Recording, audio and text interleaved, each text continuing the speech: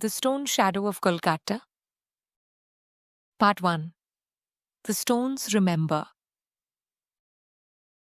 The monsoon rain poured, thundering on the corrugated tin roofs. Distant tram bells clanged. The Hooghly River churned. ACP Meera Rathod stood in her cramped office at Noida Police Headquarters. The ceiling fan rotated slowly, barely moving the July heat. Her desk was covered with files. 3 active murder investigations, 2 fraud cases, 1 missing person. All of them would have to wait. The package had arrived that morning and was hand-delivered by courier from the Delhi Police Headquarters. A large cardboard box, sealed with red evidence tape. Inside, 12 manila folders. A handwritten note paper-clipped to the top folder. She reread the note. ACP Rathod, Commissioner's Orders, Cold Case Review Assignment, Stoneman Murders, Kolkata, 1989 to 1990. 12 victims, 0 arrests. Your reputation precedes you. Solve the unsolvable. Report due in 30 days. DCP Shama. Meera set down the note, opened the first folder. The photograph inside showed a man's face, barely recognizable as human. The skull had been crushed, flattened. The force required would have been immense. She'd seen many crime scene photos in her career. This one made her pause. Not because of the gore.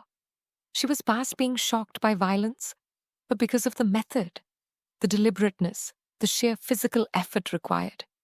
Whoever had done this had stood over a sleeping homeless man, lifted a 30-kilogram stone, and brought it down with enough force to shatter bone. Then walked away, found another victim 8 days later, did it again. 12 times. ACP Rathod. Ma? Her son's voice, Arjun, 7 years old, calling from her mother-in-law's house. Meera spoke in a calm, gentle tone. Beta, what's wrong? You should be at school. Half day today. Teacher training. Daddy said I could call you. Meera checked her watch. 11:30. a.m. half day. She'd forgotten. Of course, beta. How was school? Fine. Ma, when are you coming home? You said you'd help me with my science project. The science project. The model of the solar system. She'd promised to help him paint the planets this weekend. She looked at the 12 folders on her desk. The note. 30 days. Beta, Ma has to travel for work. A big case. Very important. Silence on the other end. Then, you always have big cases.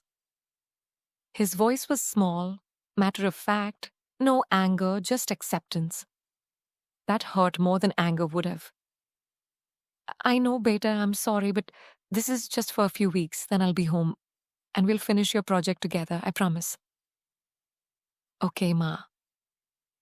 I love you, Arjun. Love you too. He hung up. ACP Meera Rathod held the phone for a moment before setting it down. She looked at the photograph again, the crushed skull, the homeless victim who'd had no one to promise anything to.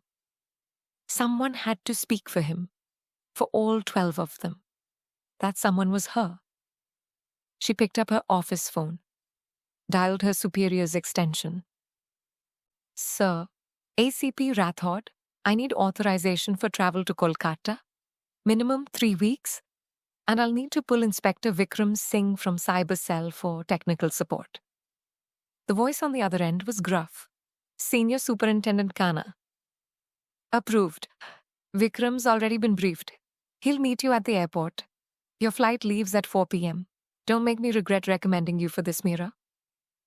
I won't, sir. She hung up, began packing the 12 folders into a weathered leather briefcase, the one she'd carried since her IPS training days. On top of the folders, she placed her personal journal, the Bhool Bhulaiya, her maze of the forgotten, the leather-bound notebook where she kept every unsolved case she'd ever encountered. This one would go in there. Whether she solved it or not, but she would solve it. She always did. The flight to Kolkata was delayed by an hour. Monsoon weather. Meera sat in the departure lounge, reading through the case files, making notes in the margins. Victim 1, Ramesh Thakur, age around 30, homeless, College Street, September 4th, 1989. Victim 2, Shyamal Das, age around 35, homeless, Sealdah Station, September 12th, 1989. Victim 3, Koka, no surname, age around 45, homeless, Kaligat, September 20th, 1989. The pattern was immediate, all homeless, all male, all killed on pavements between midnight and 4 a.m.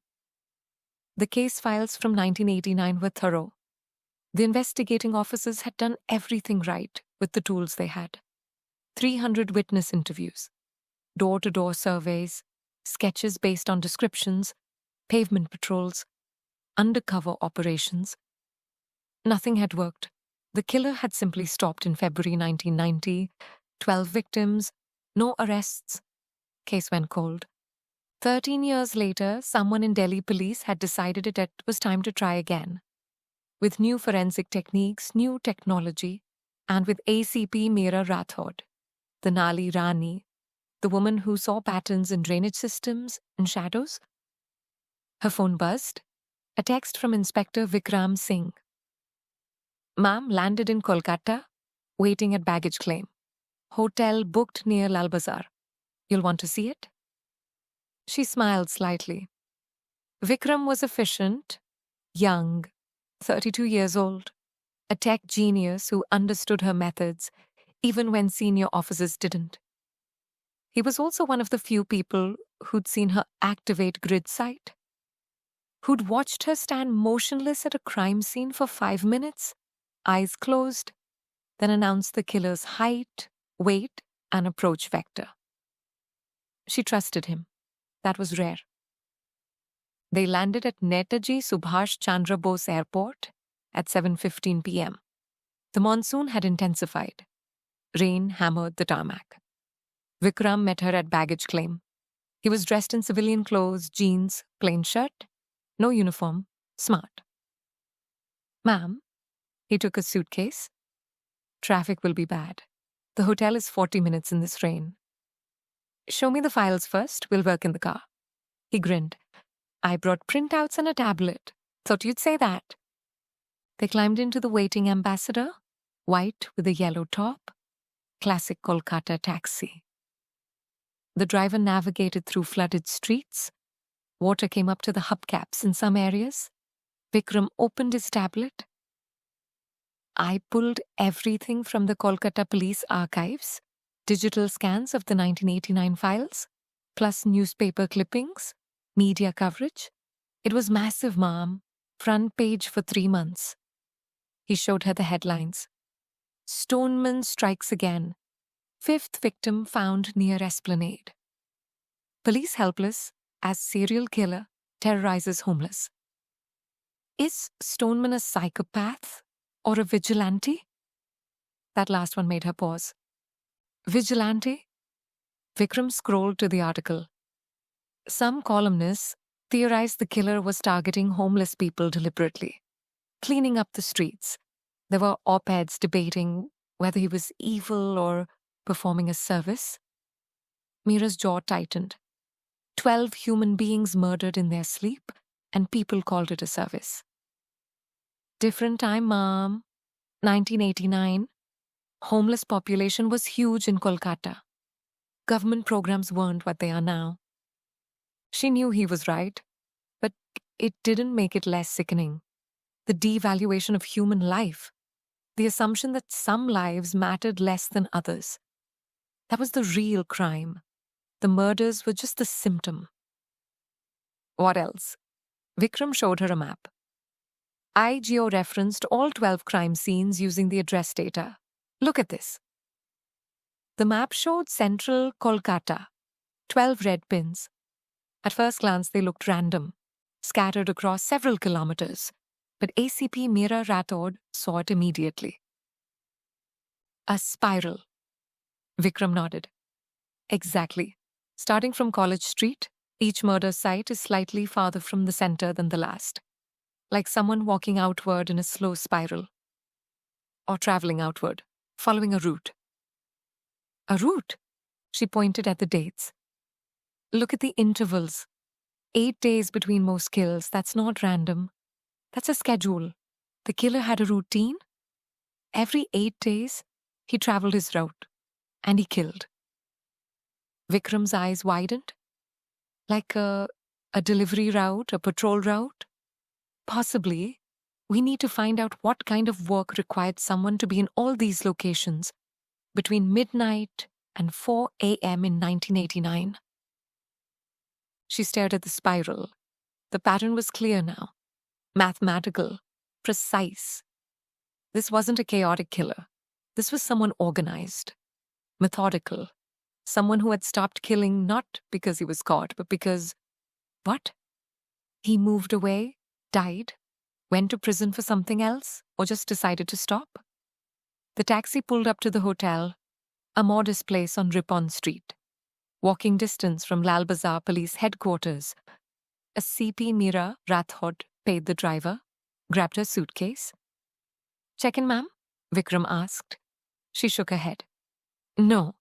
Drop the bags at reception. We're going to Lal Bazaar." "Tonight, it's almost 8 p.m. The files are there. I want to see them. The physical files. Paper has a memory, Vikram.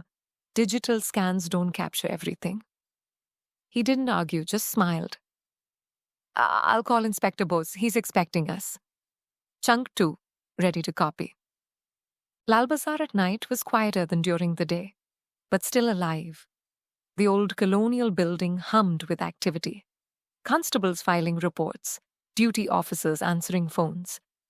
Inspector Bose met them at the entrance, mid-40s, Bengali, round face, kind eyes. He'd been a constable in 1989 during the Stoneman investigation. "ACP Rathod, welcome to Kolkata." He shook a hand formally. Then Vikram's. "Inspector Singh, the conference room is ready. I've laid out all the files." They followed him up worn marble stairs, down a corridor lit by flickering tube lights, into a large conference room with a wooden table that had probably been there since British times. On the table, 12 files, spread out in chronological order. ACP Meera Rathod approached slowly. Didn't touch them yet, just looked. Each file was thin, maybe 10 pages. A crime scene photo, a basic medical report, witness statements, nothing more. 1989 forensic protocols, Bose said apologetically. "We didn't have DNA testing. Fingerprinting was basic. Most evidence was witness testimony." Which was contradictory. "Completely, ma'am. No two witnesses agreed on anything. Height, build, clothing, approach direction. It was like they saw different people." Meera nodded. Or they didn't see anyone. Memories fill in gaps. Especially when media attention is intense. People want to help. So they convince themselves they saw something. She picked up the first file. Opened it. Victim: Ramesh Thakur. Age: approximately 30 years. Occupation: unknown, homeless. Last known address: none, pavement dweller. Date of death: September 4th, 1989. Time: between 2 a.m. and 4 a.m. estimated. Location: College Street, North Side, near Coffee House. Cause of death: blunt force trauma to skull. Weapon: granite slab, approximately 30 kilograms recovered at scene. The crime scene photos showed the body where it had been found. A man lying on his side. Head crushed. The granite slab beside him. The slab was large, rectangular, grey granite, one edge broken. Meera studied the photo, the positioning. The victim had been sleeping on his right side, face toward the wall. The stone had fallen on the left side of his head, meaning the killer had approached from the open side, from the street. She closed her eyes. College Street, 1989, September, monsoon season. Victim sleeping, right side. Sheltered spot near Coffee House. Why this spot? Protected from rain, wall on one side, awning above, good sleeping location. Killer approaches from street, carrying stone, 30 kilograms. How far did he carry it? Stone is granite. Case file says construction debris, but no construction sites listed nearby. Either brought from distance or stored nearby. Cached. Killer prepared. She opened her eyes, looked at Bose. The stone. Where is it now? Bose shook his head. Not preserved, ma'am. In 1989, we didn't have storage for large evidence items like that. After the case went cold, everything was discarded. We only kept photos and papers. ACP Meera Rathod felt a flicker of frustration. Not at Bose, at the system. At 1989's limited resources. The other 11 stones? Same, ma'am, all discarded. She moved to the second file. Victim 2, Shamal Das, Sealdah Station. September 12th, same pattern. Homeless man sleeping. Stone dropped on head. Dead before sunrise. Third file. Fourth. Fifth. She read through all 12 files in silence. Vikram and Bose waited. When she finished, she stood back, looked at the spread of files on the table. 12 victims, 12 stones, 8-day intervals, spiral pattern, all between midnight and 4 a.m., all homeless men, all sleeping outdoors. She turned to Bose. The original investigation theory was what? Multiple theories, ma'am. Serial killer targeting homeless. Vigilante. Psychopath. One officer even theorized it might be multiple killers copying each other. What did you think? You were there? Bose was quiet for a moment, remembering. I was just a constable, 23 years old. It was my first year on the force. I thought it was someone who hated the homeless, someone who saw them as less than human. Because of the method, ma'am. Dropping a heavy stone requires no skill, no knife work, no strangulation technique, just brute force, like crushing an insect. Meera nodded slowly. That was one interpretation, but there was another. Or someone who wanted to use a method that left no trace evidence, no fingerprints, no DNA transfer, no weapon that could be traced. Just stones found at construction sites. Bose blinked. Do you think it was calculated, not emotional? I think it was both. Emotional enough to kill 12 times. Calculated enough to never leave a clue. She pulled out her own notebook. Started sketching. I need several things. First, a large map of Kolkata, detailed, with street names. Second, I need to visit every crime scene. Tomorrow morning. We start at 5 a.m. Third, I need contact information for the Geological Survey of India office here. I want to speak with a geologist. Vikram made notes on his tablet. A geologist, ma'am, for what? The stones, they might all look the same, but granite varies by source, by quarry. If we can determine where the stones came from, we narrow down the killer's access points. Bose looked doubtful. Ma'am, respectfully, the stones were discarded 23 years ago. How can a geologist help now? The crime scene photos show the stones. A trained geologist can analyze the granite type from photos. Grain structure, color, weathering patterns, it's not perfect. But it's something. She turned back to the files. Something was nagging at her. The timing, the 8-day intervals. She pulled out her phone, opened the calendar app, set the date to September 1989, September 4th, September 12th, September 20th, September 28th. She tapped each date, looked at the day of the week, Monday, Tuesday, Wednesday, Thursday. She frowned, counted forward. October 5th, Thursday, October 13th, and Friday, October 21st, Saturday. The days varied. Not consistent, so it wasn't a specific day of the week. It was the interval. 8 days, sometimes 7, sometimes 9, but averaging 8. Why 8 days?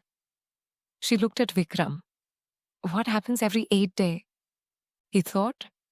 Nothing specific, ma'am. It's not a standard work schedule, not a weekly pattern. Unless the work cycle isn't based on weeks. What if it's based on something else? Like what? She didn't know yet, but there was a pattern here. Buried under 13 years of cold case dust. She just had to find it. It was past midnight when they finally left Lal Bazaar. Bose arranged for a constable to drive them back to the hotel. In the back seat, Vikram yawned. Mom, you should rest. We start at 5 a.m. ACP Meera Rathod was staring out the window.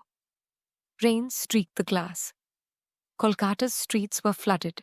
The monsoon had intensified. Tell me about the homeless population in 1989, Vikram. How many people were living on Kolkata's streets? He scrolled through his research notes. Estimates varied between 50 and 80,000 people citywide, mostly in central areas, near railway stations, markets, temple areas. And in 2003, now? Lower, maybe 30,000. Government shelters, NGO programs, the numbers went down. Meera nodded. So in 1989, you had tens of thousands of potential victims, but only 12 were killed. Over 6 months, that's selective. Selective how? The killer could have killed more, much more, but he stopped at 12. Why? Maybe he was scared. Police patrols increased after the third murder. Possibly.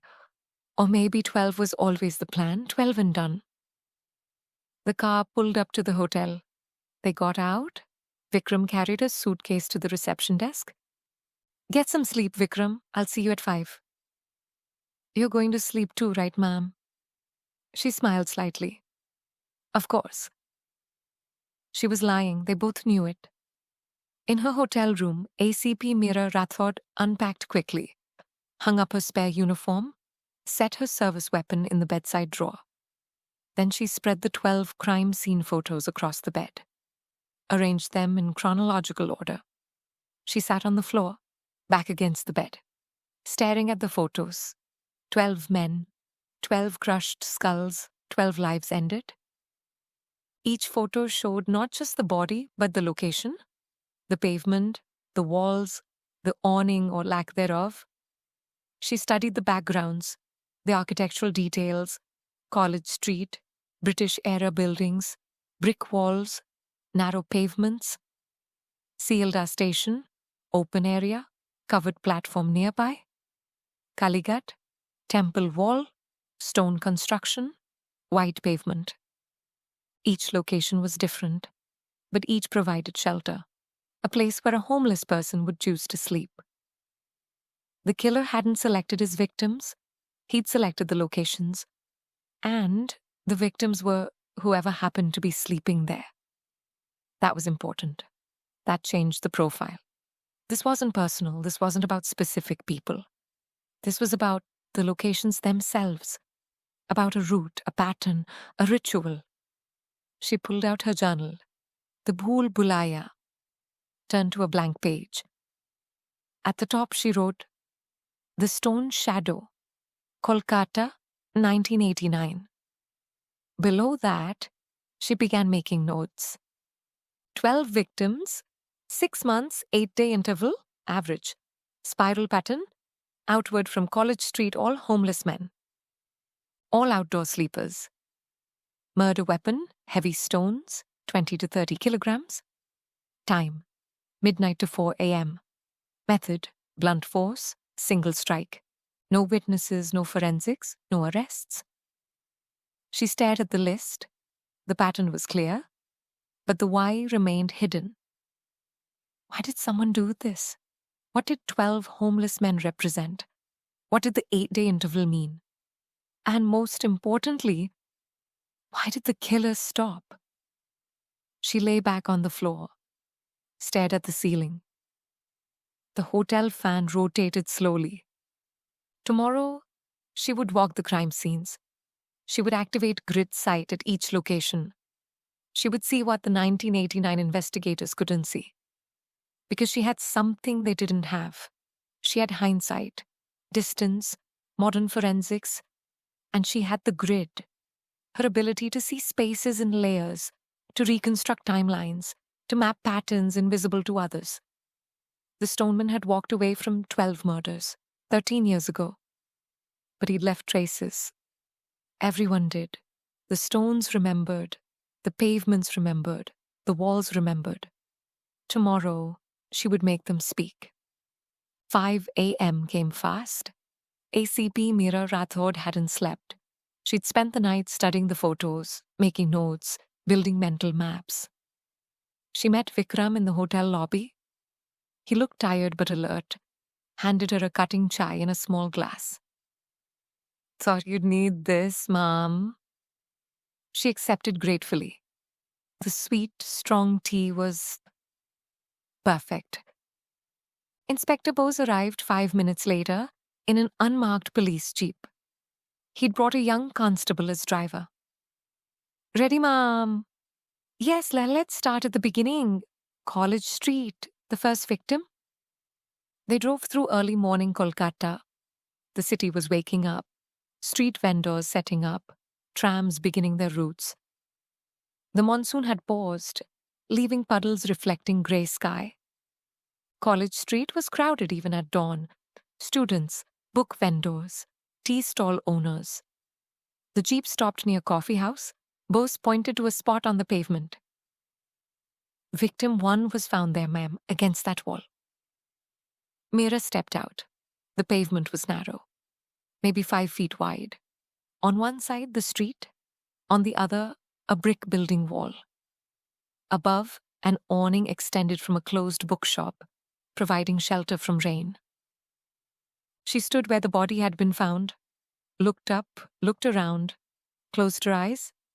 September 4th, 1989, College Street, 2 a.m. monsoon season. Rain likely. This spot is sheltered, protected. Victim, Ramesh Thakur. Sleeping position, right side, face to wall. Killer approaches. From which direction? Load the environment. The street in 1989. College Street, cobblestone pavement in 1989. Now paved with concrete. But the walls remain. The building line remains. Sight lines from the street limited. The awning blocks view from above. The wall blocks view from the side. Perfect spot for the victim. Privacy shelter. Perfect spot for the killer. No witnesses. Stone. 30-kilogram granite slab. Case file says found at scene. But where did it come from? Construction site. No sites listed in vicinity, then brought. Carried. How far? Maximum carry distance for 30 kilograms by average male. 200 meters before significant fatigue. Scan radius. Where within 200 meters could granite slabs be stored in 1989? Option 1, construction depot. Option 2, stone mason shop. Option 3, sculpture studio. Option 4, building materials warehouse. All possibilities. But which one? Need more data. Move to next crime scene. Meera returns to normal voice. She opened her eyes. Bose and Vikram were watching her. Ma'am? Bose asked carefully. I need to know what businesses were within 200 meters of this spot in 1989. Specifically, anyone who dealt with stone, mason shops, sculpture studios, construction material suppliers. Bose made a note. I can check municipal records. Do it. Now take me to the second scene, Sealdar Station. They moved through the city, crime scene to crime scene. ACP Meera Rathod repeated the same process at each location. Stand where the body was found. Close your eyes. Activate grid sight. Map the environment. Calculate distances. Analyze approach vectors. By the 7th scene, Park Street, a pattern began to emerge. every single location was within 200 meters of a major road intersection, a traffic junction. That meant something. But what? At the 10th scene, Malik Ghat, she found something new. The location was near the Hooghly River, a covered area under a bridge. The victim had been sleeping on a stone embankment. Meera stood there, looked up at the bridge, then at the river, then at the pavement leading to the bridge. And she saw it. The pavement was old, British era, made of granite paving stones, weathered, worn, but still solid. She crouched down, ran her hand across one of the paving stones, then pulled out the crime scene photo for this location. Victim 10.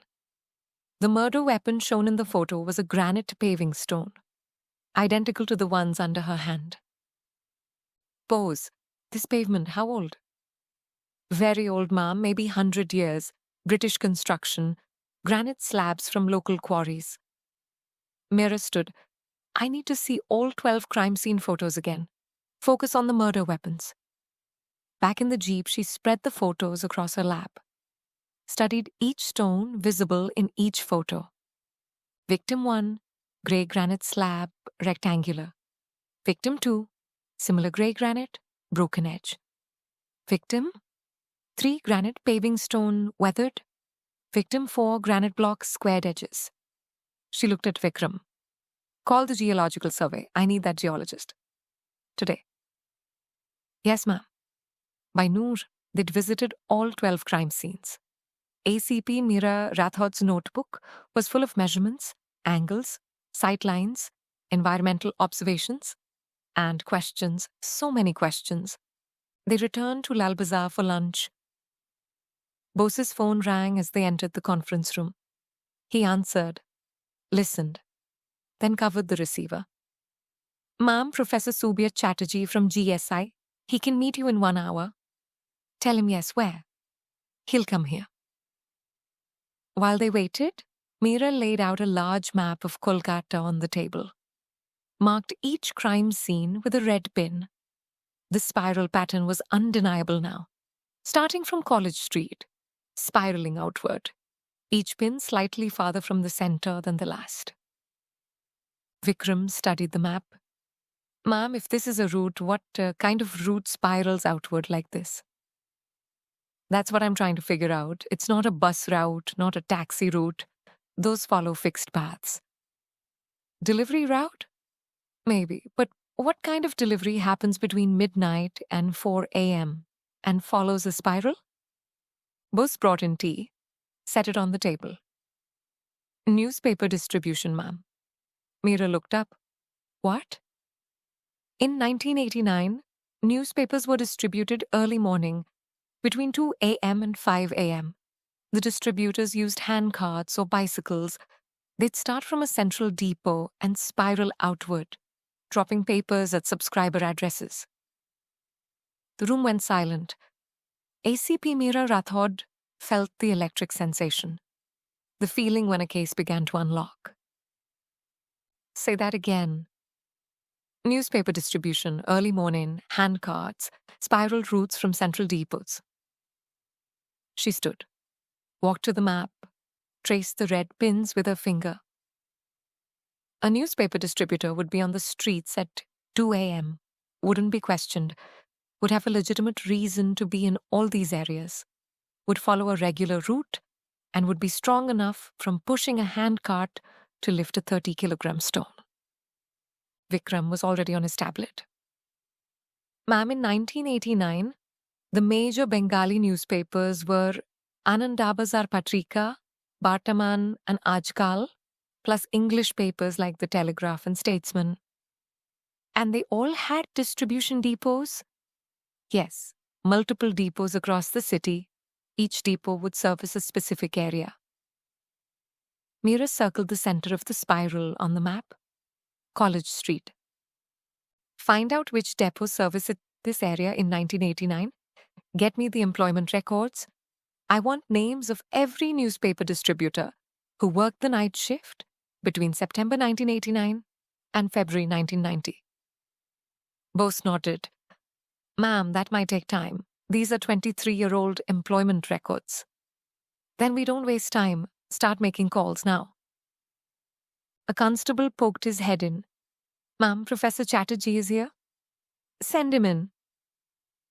Professor Subir Chatterjee entered the room. 73 years old, white hair, thick glasses, kadigurta, carrying a worn leather satchel. He looked at the crime scene photos spread across the table, then at ACP Meera Rathod. ACP Rathod, I presume? I remember the Stoneman case. I was a junior geologist in 1989. We were consulted briefly, but the police never followed up. Why not? Because we told them something they didn't want to hear. That all 12 stones likely came from the same source, the same granite type, same quarry region. Meera's pulse quickened. You tested them? We photographed them, analyzed the photos, the grain structure, mineral composition visible in the images, weathering patterns, all consistent with Purulia granite, a specific type common in West Bengal. How common? Very common, ma'am, used in construction across Kolkata for over a century. That's why the police lost interest. Too common to trace. But if someone had a stockpile, a personal collection of Purulia granite? Professor Chatterjee adjusted his glasses. Then yes, that would narrow it significantly. Stonemasons, sculptors, restoration workers, they often keep stone supplies. But tracking that 23 years later would be impossible unless we know where to look. She pointed at the map. Professor, if someone was storing Purulia granite in this area in 1989, where would it most likely be? What businesses? What professions? He studied the map. College Street area. Many old buildings, constant restoration work, several stonemason shops, at least 3 sculpture studios I can recall. And the College Street market had several building material suppliers. Are any of them still operating? Some, yes, the market has changed. But stonework is a family business in Bengal. The shops pass from father to son. Meera turned to Vikram. Get a list. Every stone-related business within 1 kilometer of College Street. Current and 1989. We'll visit them all. Boots's phone buzzed. He checked the message. Ma'am, the Telegraph newspaper has responded. They're pulling their 1989 distribution records. Should have a list by tomorrow morning. Tell them we need it tonight. Offer to send a constable to pick it up in person. Yes, ma'am. Professor Chatterjee packed his satchel. Ma'am, if you need further geological analysis, I'm happy to help. But I must warn you, proving a stone came from a specific collection after 23 years with no physical evidence, it's nearly impossible. Nearly isn't never, Professor. Thank you for your time. After he left, ACP Meera Rathod stood at the window, looked out at Kolkata's evening traffic. Vikram approached quietly. Ma'am, you really think we can solve this? After 13 years? No forensics, no physical evidence, just photos and patterns. She didn't answer immediately. She was thinking about the 12 victims, 12 men who'd been invisible in life, invisible in death. Until now. Vikram, do you know what the biggest advantage of time is? What, ma'am? Distance. In 1989, the investigators were in the middle of panic. Media pressure, political pressure. 12 bodies in 6 months. They were reacting, scrambling. Now we have distance. We can see patterns they couldn't see, connect dots they didn't know existed. So you think we can solve it? She turned to him. I think we can find the truth. Whether that leads to an arrest or just understanding, we'll see. By 8 p.m., they had a plan. Tomorrow morning, Vikram would collect the newspaper distribution records, cross-reference names with addresses in the College Street area. Bose would compile a list of stone-related businesses from 1989. They'd start visiting them tomorrow afternoon. And ACP Meera Rathod would do what she did best.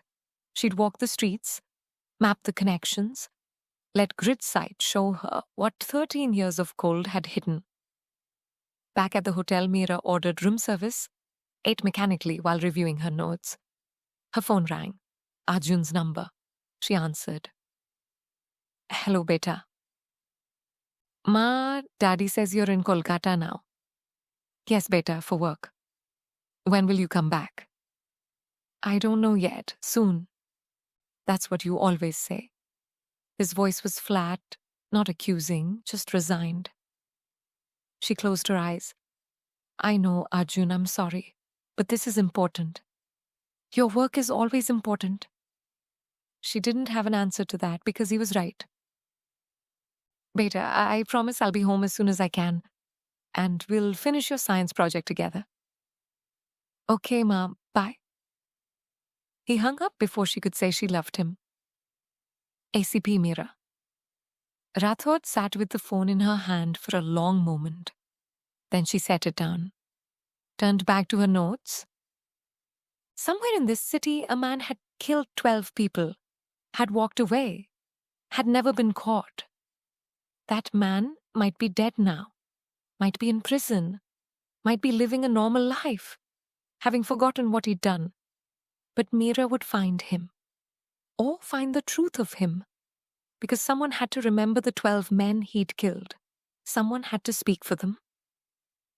Chunk 3. Ready to copy. She spread the crime scene photos across the bed one more time. 12 faces, 12 crushed skulls, 12 lives ended. I see you, she whispered. All of you, and I won't forget. At 11:47 p.m., her phone rang. Unknown number, she answered. ACP Rathod. The voice on the other end was elderly, male, Bengali accented, trembling slightly. Ma'am, my name is Deepak Ghosh. I used to work for the Telegraph, newspaper distribution, College Street Depot. I heard someone was asking about the old distributors. ACP Meera Rathod sat up. Yes, Mr. Ghosh, we are. Can you help us? I don't know if I should, but it's been 13 years and I've thought about it every day. Thought about what? There was a long pause. Rain hammered the hotel window. Finally, there was a man, Vikram Bose, not the inspector, different person. He worked with me in 1989. Night distribution shift. He stopped showing up in February 1990. Just disappeared. No notice. No goodbye. Meera's hand tightened on the phone. Where did he live? College Street, above a stonemason's shop. His father was a sculptor. They had granite blocks stored in the shop. The room seemed to freeze. Mr. Ghosh, where is this man now? I don't know, Ma'am. I tried to find him once. In 1995. The shop was closed, the family gone, no one knew where. Do you remember his exact address? Yes, ma'am, 47 College Street, 2nd floor, above Ghosh & Son Stoneworks. Meera was already writing. Mr. Ghosh, thank you. Can you meet us tomorrow morning? I'll need you to give a formal statement. Yes, ma'am, but please be careful. I don't know what happened to Vikram Bose, but he was strange, quiet. He used to carry heavy stones in his cart, said he was delivering them to construction sites, but I never saw anyone order them. After he hung up, Meera immediately called Vikram Singh. He answered groggily, Ma'am, it's midnight. Vikram, I need you to run a search. Name Vikram Bose, male, College Street area. Worked as newspaper distributor in 1989. Father was a sculptor. See if there's anything in the system. Criminal records, missing person reports, anything. She heard him typing. Running it now, ma'am. This might take a few minutes. While she waited, she pulled up the map of College Street on her phone. Located 47 College Street. It was exactly at the center of the spiral. The first crime scene was 150 meters away. Her hands were shaking. Not from fear, from anticipation. 13 years, 12 murders, 0 arrests, and now a name, an address, a witness. Vikram came back on the line. Ma'am, I found something. Vikram Bose, born 1965, worked for the Telegraph 1988 to 1990. Father, Nitai Bose, sculptor. Last known address, 47 College Street. What else? That's where it gets strange, ma'am. In February 1990, Nitai Bose filed a missing person report. His son Vikram vanished, never found. Case went cold. The father reported him missing? Yes, ma'am, the report is still open. Meera's mind was racing. The killer reported missing by his own father? Or Vikram, does the report say when Vikram Bose was last seen? February 15th, 1990, the day after the 12th murder. The room was silent except for the rain. February 15th, the day after the last killing. The suspect vanishes. Coincidence or something else? Ma'am. Vikram's voice was tense. What do you want to do? Meera looked at the crime scene photos on her bed. 12 dead men and 1 missing suspect. Disappeared the day after the last murder. Tomorrow morning, 6 a.m., we go to 47 College Street, bring forensic equipment. If that building is still standing, we're going to search it. Yes, ma'am. Do you think he's still there? ACP Meera Rathod stared at the photos, the pattern, the spiral, the newspaper route, the granite stones, and the missing distributor who vanished the day after murder number 12. I don't know, Vikram, but tomorrow we find out. She hung up, set the phone down, stared at the map, at the red pin marking 47 College Street, the center of the spiral, the source. Outside, thunder rolled. The monsoon intensified. In the darkness, Meera whispered to the 12 victims whose photos surrounded her. I'm coming for the truth, for all of you, I promise. And somewhere in the flooded streets of Kolkata, at 47 College Street, the stone shadow's secrets waited. 13 years of silence, about to be broken. Part 2. The Drain Speaks. The Stone Shadow of Kolkata. Part 2, Chapter 1. The Ghost of Lal Bazaar. The Kolkata police archives smelled of mildew and forgotten justice. Meera sat at a wooden table scarred by decades of case files, surrounded by towers of yellow documents. The single overhead bulb flickered like a dying firefly. It was 2 a.m. The archivist had left hours ago, grumbling about overtime. Meera worked alone, which was how she preferred it. Fewer questions, fewer explanations about why she stared at crime scenes like she was watching invisible films. She opened another box marked 1990, closed cases. Inside, between files on pickpocketing and property disputes, she found it. A slim folder with Stoneman. Bose, V. Written in faded ink, Inspector Vikram Bose's handwriting was precise, almost architectural. His reports read like poetry. Not the flowery kind, but the spare, devastating sort that said everything in what it left out. Victim 1, male, approximately 40 years old. No identification. Found near Saida Station. Head crushed by Purulia granite. Weight estimated at 12 kilograms. Meera turned pages. Victim 2, Victim 3. Each description is identical in its clinical horror. Each murder was separated by exactly 9 days. Then she reached the final entry. February 14, 1990. Victim 12. Pattern complete. Spiral confirmed. Epicenter, College Street. Coordinates. The coordinates were scratched out, replaced with 3 words in hurried script. The drain speaks. Beneath it, 1 more line.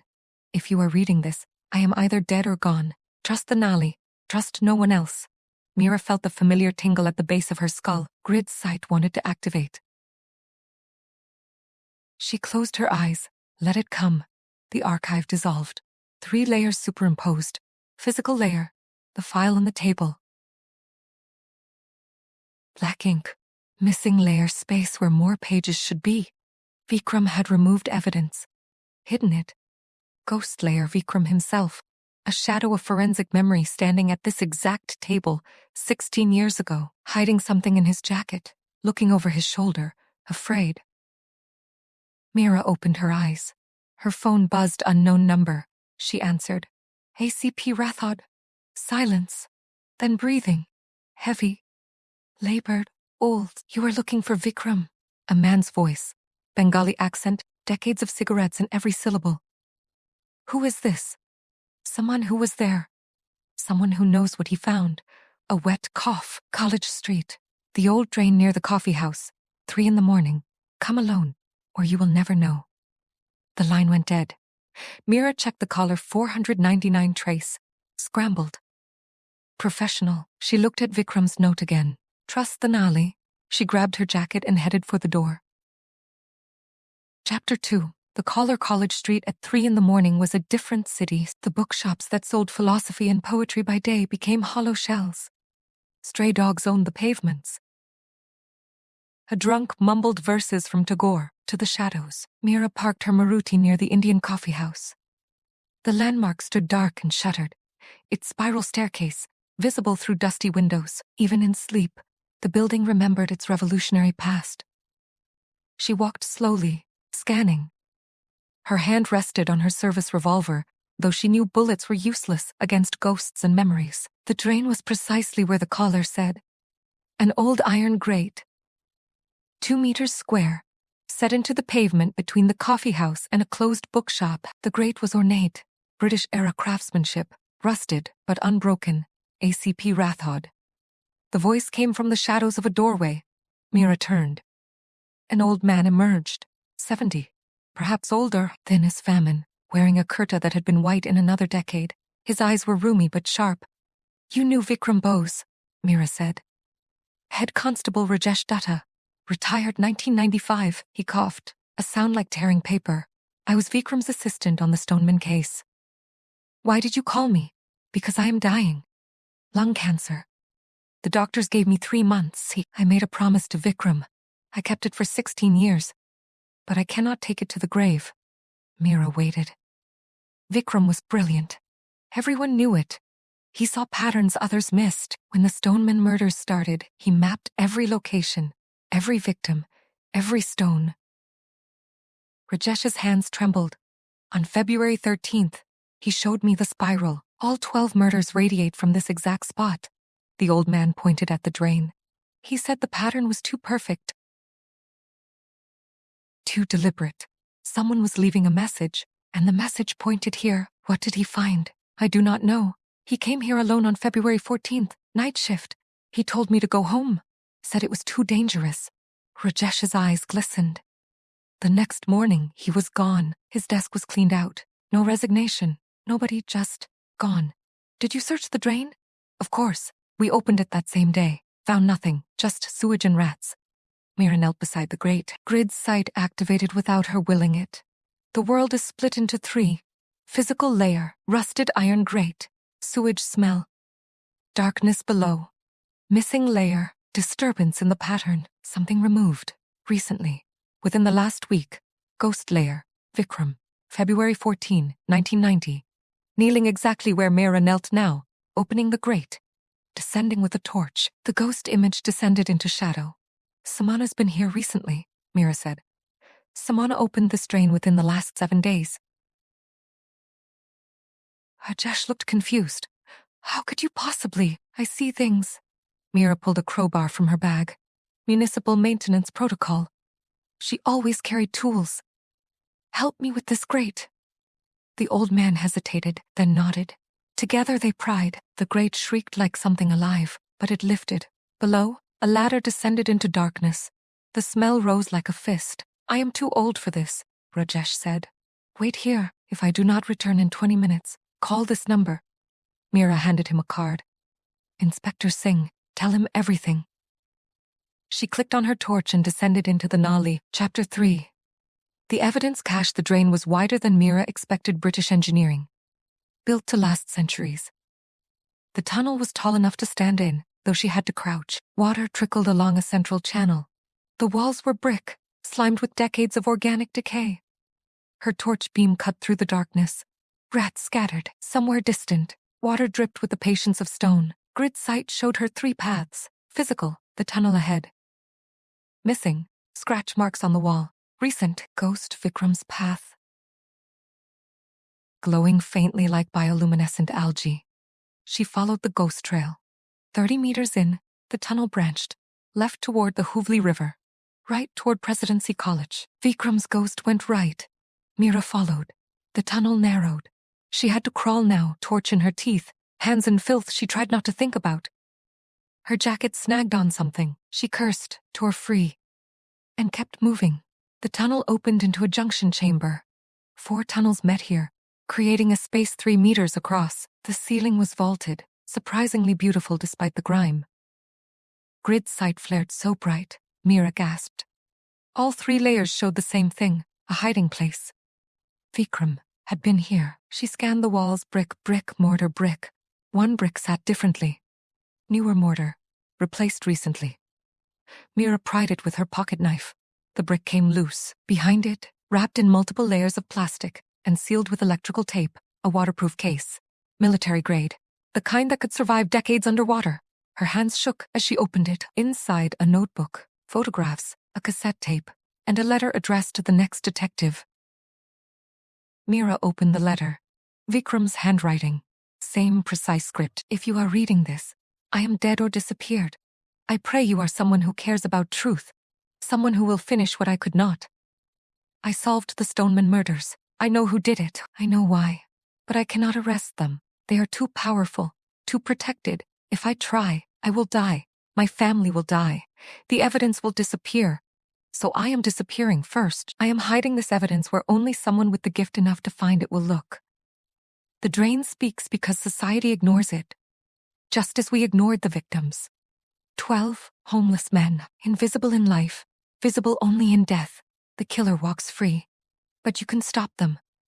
The proof is here, everything you need, but be careful. They have eyes everywhere.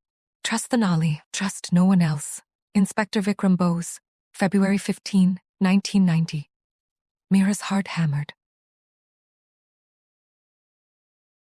She opened the notebook, page after page of meticulous notes, witness interviews, timeline reconstructions, and then, on page 47, a name. Dr. Arindam Chakraborty, Professor of Sociology, Presidency College. Age 62, in 1990, specialist in urban cleansing theory. The photographs showed a distinguished man, white beard, kind eyes, giving lectures. Surrounded by students. The killer.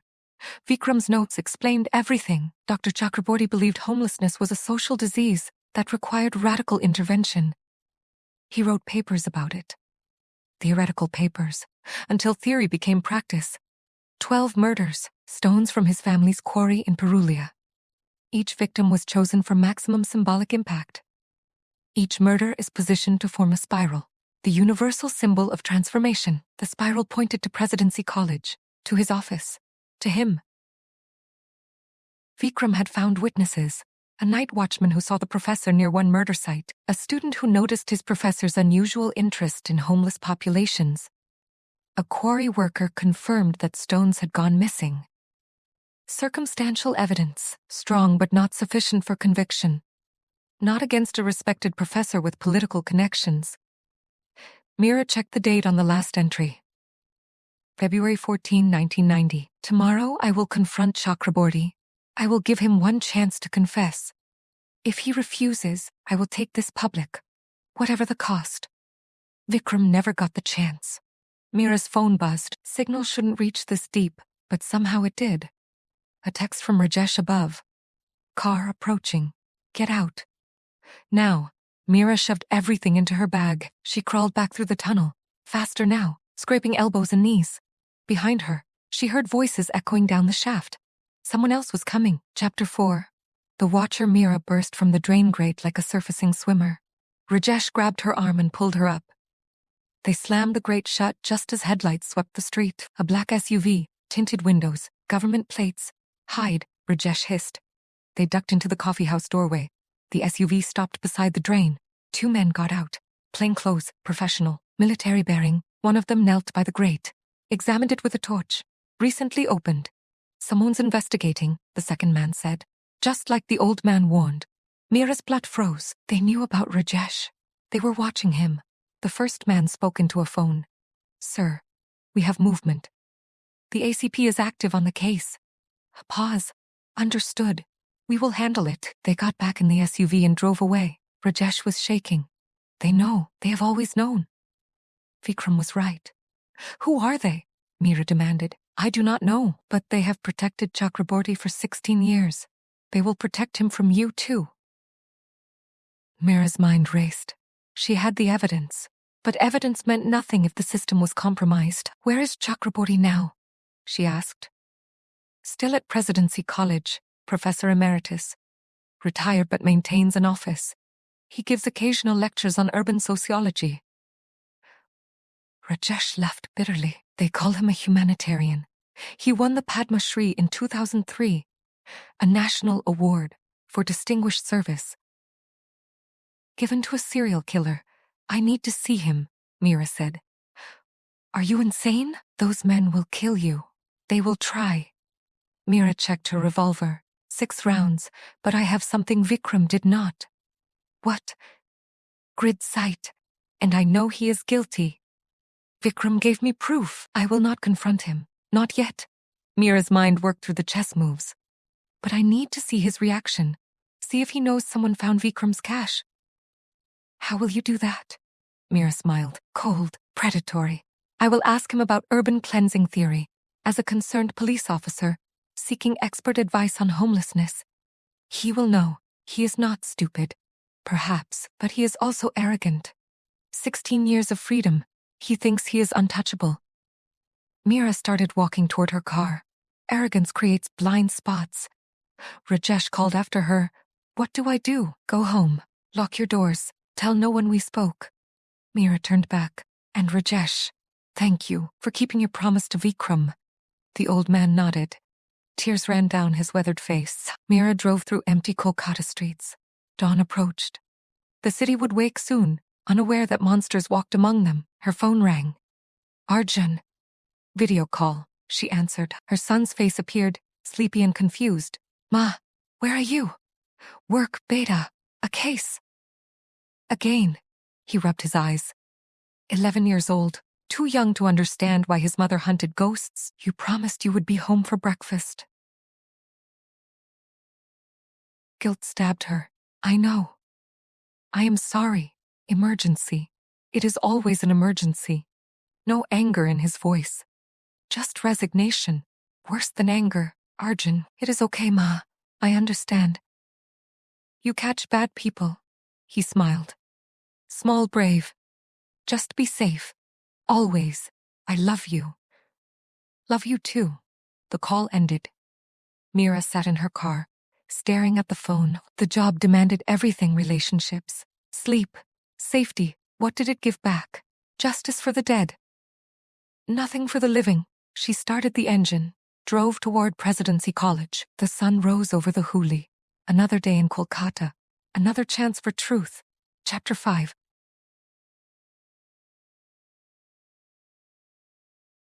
The Professor Presidency College looked like a colonial dream frozen in time. White pillars, red brick, manicured lawns.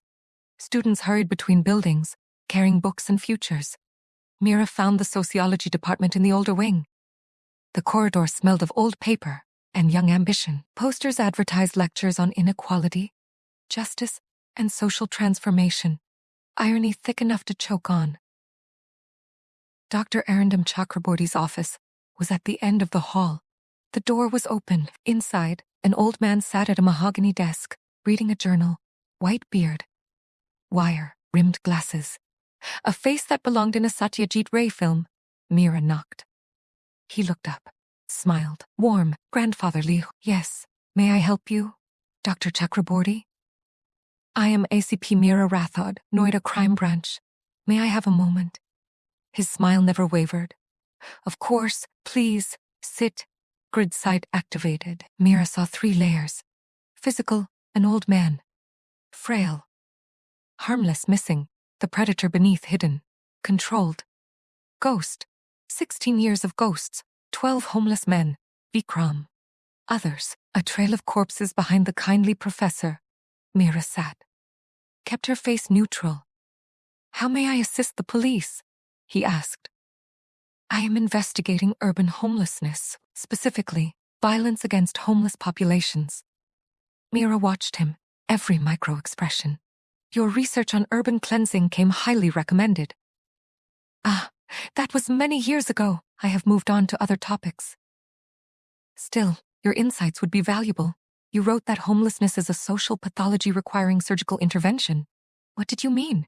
His eyes flickered, just for a second. Recognition, calculation. That was theoretical work, Inspector. Hyperbole meant to provoke academic debate. Of course, but theoretically, what would surgical intervention look like? Removal of the diseased tissue while preserving the healthy organism. He folded his hands, metaphorically speaking, and if the diseased tissue were people, then we would be discussing genocide, Inspector, which I obviously do not advocate. His smile returned, wider now. Why are you really here? Meera met his gaze. I reopened an old case. 1989 to 1990. 12 homeless men were murdered in Kolkata. They called it the Stoneman killings. No reaction, perfect control. I remember terrible tragedy. They never caught the killer. The lead investigator disappeared. Inspector Vikram Bose. Do you remember him? Vaguely. He may have interviewed me. Many police did back then. I was considered an expert on homelessness. He interviewed you on February 13th, 1990, 2 days before he vanished. Now a reaction, minute, a tightening around the eyes. If you say so, it was 16 years ago. My memory is not what it was. Meera leaned forward. Dr. Chakraborty, do you believe in patterns? I am a sociologist. Patterns are my profession. The 12 murders formed a perfect spiral, all pointing to this college, to this building, to you.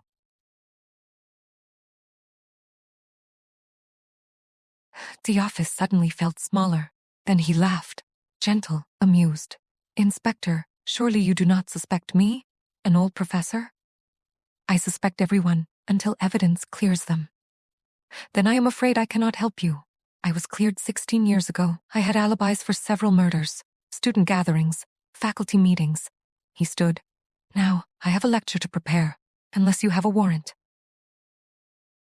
Meera stood too. Not yet, but I will find the truth, Dr. Chakraborty. Patterns have a way of completing themselves. Indeed, they do. Do give my regards to your son, Arjun, is it? 11 years old, studying at Delhi Public School, Noida. Meera's blood turned to ice. How do you know my son's name? I read the newspapers, Inspector. You are famous, the detective with the gift. They write about you, about your family. He walked to the door, held it open. Be careful. Gifts can be dangerous, especially for those we love. Meera left. Her hands shook with rage and fear. He knew about Arjun. He was threatening her son. She reached her car, pulled out her phone, called her ex-husband in Noida. Vikram, it is Meera. Is Arjun home? Yes, why? Do not let him go to school today. Keep him inside. Lock the doors. Meera, what is going on? Please, just do it. I will explain later. She hung up. Saturday in the car, breathing hard. Chakraborty had protection, powerful protection. And he had made his position clear. Back off, or your son pays. But Meera could not back off. 12 families waited for justice. Vikram's sacrifice demanded completion. She started the car, drove back to Lal Bazaar police headquarters. She needed allies, people she could trust. But who? Vikram said. Trust no one. Her phone rang. Unknown number again, she answered. Hello, heavy breathing. Then, you went to see him. You stupid girl. Now they know you have the evidence. Who is this? Someone who cares whether you live or die. Listen carefully. The SUV that came to College Street, Government Intelligence Bureau. They protect Chakraborty because he works for them. Works for them? Doing what? Asset elimination. Inconvenient people who disappear. He has been doing it for 30 years. The Stoneman murders were personal. A hobby. But they compromised him, so the IB owns him now. They will never let you arrest him. Then what do I do? You have two choices: walk away and live, or finish this and die. The line went dead. Meera sat in the parking lot. The rain started, soft, persistent, Kolkata rain. She thought of Arjun, his sleepy face this morning. He had trust that she would always come home. She thought of 12 homeless men, forgotten, invisible, murdered for sport. She thought of Vikram, choosing between justice and survival. Choosing justice. Paying the price. Grid sight showed her the ghost of a choice. Two paths. One safe, one right. She knew which path Meera Rathod would take. She always had. Chapter 6. The Alliance Meera needed allies. But Vikram's warning echoed, trust no one. Still, she could not fight alone, not against the Intelligence Bureau. She thought of Inspector Harish Singh. Lal Bazar, 20 years on the force. Clean record. Honest. Rare. She called him Harish. Meera. I need to meet, somewhere private. What is wrong? Everything. But not on the phone. They met at a small tea stall in Bihala. Far from Lal Bazar, Harish arrived in civilian clothes. Cautious. Good. Meera told him everything. Vikram, the drain, the evidence, Chakraborty, the IB protection. Harish listened without interruption. When she finished, he was silent for a long time. You realize this is career suicide, he finally said. I realize they will bury you, transfer you to some village police station, or worse, I know. And you still want to pursue this? I have to. Harish sipped his chai, stared at the traffic. My father was a constable. He used to say the system protects itself. Always. If you challenge it, it crushes you. So you will not help? I did not say that. He turned to her. I said it will crush you. I did not say you should not try. A sad smile. My father also said, if good people do nothing, evil wins by default. So you will help? I will do what I can, quietly behind the scenes. He leaned closer. But Meera, you need more than police support. You need public pressure. Media, lawyers, make it too visible to bury. How? You have Vikram's evidence. Make it public, not through official channels. They will block that. Use journalists, activists, people outside the system. Meera nodded. It made sense. There is a journalist, Harish said. Priya Banerjee, The Telegraph. She investigates corruption, fearless. She will run this story if you give her proof. Will she protect her source? She has gone to jail rather than reveal sources. Twice. Then I will contact her. Be careful. The IB will be watching phones, email, everything. I know. Meera finished her tea. Thank you, Harish. Do not thank me yet. This may get us both killed. They parted ways. Meera drove to a cyber cafe in Farahat.